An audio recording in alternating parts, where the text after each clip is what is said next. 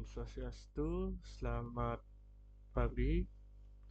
Jadi di sini saya Komang Bintang Karnawiguna, NIM 21010200003 ingin menyampaikan salah satu materi dari disaster recovery, yaitu konsep manajemen risiko pada IT. Oke, langsung saja. Di sini terdapat table of content, jadi apa saja yang akan kita bahas pada kali ini. Yang pertama itu ada definisi risiko dan manajemen, yang kedua prinsip dasar manajemen risiko, dan yang terakhir atau yang ketiga yaitu siklus risiko dari manajemen. Oke, jadi pada dasarnya risiko adalah potensi terjadinya kerugian atau keuntungan yang merugikan atau menguntungkan yang dapat mempengaruhi pencapaian tujuan atau hasil yang diinginkan. Nah, risiko ini berbeda dengan problem. Risiko adalah potensi yang belum terjadi atau potensi yang menimbulkan suatu kerugian atau keuntungan. Nah, jadi manajemen risiko itu adalah proses identifikasi, analisa, dan antisipasi risiko yang dapat dilakukan secara proaktif. Dengan kata lain, dilakukan dengan tindakan atau inisiatif yang dapat mengantisipasi dan mengatasi suatu risiko yang akan terjadi nantinya. Kemudian, oke, jadi di sini terdapat ada dua prinsip dasar dari manajemen risiko. Yang pertama, bersifat proaktif, yang berarti tidak hanya bereaksi pada situasi setelah terjadi, tetapi juga mengambil langkah-langkah preventif untuk menghindari atau memitigasi potensi dari sebuah risiko. Yang kedua, bersifat kolektif, yaitu mengacu pada pendekatan yang melibatkan kerjasama dan partisipasi berbagai pihak atau unit dalam organisasi untuk mengidentifikasi, menilai, mengelola, dan memantau risiko. Oke, jadi siklus manajemen risiko itu terdapat 6 siklus. Yang pertama ada identifikasi, yang kedua ada analisa dan prioritas, yang ketiga ada perancangan dan implementasi penanggulangan, yang keempat ada pemantauan risiko, yang kelima ada kontrol, dan yang keenam yaitu petik pembelajaran atau petik pelajaran. Kemudian next. Oke, yang pertama ada identifikasi. Jadi, proses identifikasi dalam suatu manajemen risiko merupakan aktivitas yang kolektif dengan sasaran tercapainya kesepakatan tentang daftar risiko yang dihadapi dengan mempertimbangkan beberapa hal. Jadi di sini ada 4 hal yang harus dipertimbangkan dalam mengidentifikasi suatu risiko. Yang pertama, pengalaman anggota tim. Jadi di sini pengalaman anggota tim sangatlah penting dalam mengidentifikasi suatu risiko. Dan apabila anggota tim tersebut sudah mempunyai pengalaman yang cukup luas dalam mengidentifikasi suatu risiko, jadi pada saat proses mengidentifikasi itu akan berasa lebih mudah. Yang kedua adalah pengetahuan umum tentang kategori dan jenis risiko itu. Nah, jadi banyak kategori dan jenis dari sebuah risiko, teman-teman. Mulai dari risiko terjadinya suatu kegagalan dalam sebuah acara dan lain sebagainya. Nah, yang ketiga ada kebijakan dan prosedur organisasi tentang manajemen risiko. Nah, jadi dalam suatu organisasi mempunyai kebijakan dan prosedur yang sudah ditetapkan dalam untuk manajemen risiko. Yang terakhir adalah karakteristik kegiatan. Nah, setelah itu setiap risiko juga memiliki risk assessment yang minimal mengidentifikasikan. Yang pertama itu ada penyebab, yang kedua ada kondisi, yang ketiga ada akibat langsung, dan yang keempat adalah dampak dari risiko itu sendiri. Nah, kemudian yang kedua ada analisa dan prioritas risiko. Risiko mempunyai permasalahan, yang terbesar adalah yang menjadi prioritas. Jadi, yang terbesar itu adalah menjadi prioritas selain yang risiko yang kecil-kecil. Utama dikarenakan keterbatasan sumber daya. Maka dari itu, risiko harus dianalisa untuk memprioritaskan mana yang utama ditanggulangi dengan mempertimbangkan beberapa hal. Jadi, hal yang dipertimbangkan yang pertama itu adalah seperti biasa, pengalaman anggota dari tim. Yang kedua, ada risk assessment.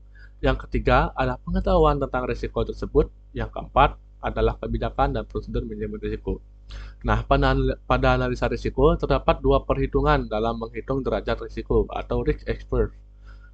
yang berdasarkan dua komponen, yaitu yang pertama adalah probability atau peluang terjadinya sebuah risiko, yang kedua adalah impact atau besarnya dampak dari sebuah risiko yang nantinya akan terjadi. Nah, jika sudah ditemukan, jadi dikalikan kedua itu, maka terdapatlah derajat risiko dari sebuah risiko tersebut. Kemudian kita next. Yang ketiga ada rencana dan implementasi penanggulangan. Nah, penyusunan rencana untuk mengendalikan risiko dengan prioritas tinggi dapat ditangani dengan hal yang berupa implementasi mekanisme kontrol yang terintegrasi dalam prosedur kegiatan. Rencana penanggulangan terdapat beberapa prinsip sebagai berikut. Yang pertama, ada kendalikan penyebab untuk memperkecil probability. Yang kedua, kendalikan akibat untuk memperkecil dampak atau impact. Yang ketiga, melimpahkan risiko kepada pihak yang berwenang jika risiko tersebut di luar wilayah. Jadi, pada saat kita tidak berhak untuk menanggulangi risiko tersebut, jadi bisa kita limpahkan kepada pihak yang berwenang. Nah, dalam implementasi penanggulangan, terdapat beberapa alternatif tindakan sebagai berikut. Yang pertama ada achieve atau terima jika masih dalam batas toleransi atau risk appetite. Yang kedua ada avoid. Nah, avoid ini hindari yang membatasi lingkup kegiatan. Yang ketiga ada transfer, alihkan kepada pihak lain. Yang keempat ada mitigate, yaitu menerapkan mekanisme untuk menurunkan peluang terjadinya dampak sampai batas yang dapat ditoleransi atau ditolerir. Yang terakhir ada contingency, yang artinya menerapkan prosedur penanggulangan untuk meminimalkan dampak yang nantinya akan terjadi. Kemudian kita next. Yang keempat, ada pemantauan risiko. Nah, dalam pemantauan suatu kinerja, agar terjadinya minim risiko dapat dilakukan dengan mekanisme pengendalian risiko dengan matriks indikator terjadinya risiko yang diukur dari aspek kinerja kegiatan dengan contoh. Yang pertama, ada kelambatan proses yang mengganggu. Yang kedua, peningkatan jumlah gangguan. Nah, peningkatan jumlah gangguan ini bisa jadi dan itu sudah pasti akan terjadinya suatu risiko yang nantinya menyebabkan terjadinya miss dalam suatu kegiatan tersebut. Dan yang ketiga, ada jumlah pengerjaan ulang.